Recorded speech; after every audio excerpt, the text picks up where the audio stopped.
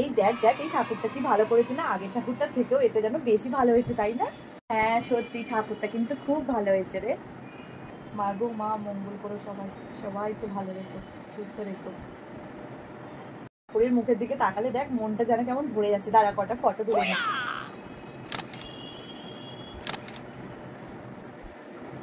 দারুণ উঠেছে, দাঁড়া তোকে পরে ফটোগুলো দেখাচ্ছি, দারুণ উঠেছে জানিস ফটোগুলো।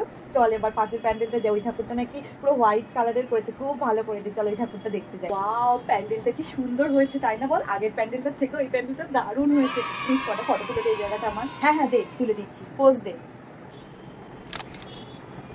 এই দাঁড়া দাঁড়া, ওই দিকটা যাচ্ছি, ওই দিকটা বেশ ফ্লাওয়ার ফ্লাওয়ার দিয়েছে, ওই দিকটা আবার দারুণ ফটো উঠবে, ফেসবুকে পোস্ট করতে হবে। দাঁড়া এখানে আর কটা তুলে নেই, জায়গাটা কটা পোজ দিচ্ছি।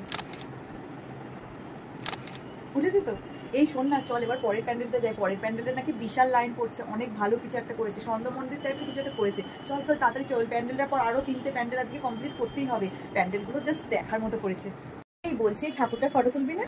ঠাকুর তো সব একই, আজকালকার আমাদের ফটো আর প্যান্ডেলের ফটোই বেশি ভিউজ আসবে। সবাই জিজ্ঞেস করে কোন প্যান্ডেলে গেছিলিস, এই প্যান্ডেলে গেছিলিস, সেই জন্য। চল চল তাড়াতাড়ি চল। হ্যাঁ তুই অবশ্য ঠিকই বলেছিস, ঠিক আছে চল চল তাড়াতাড়ি চল।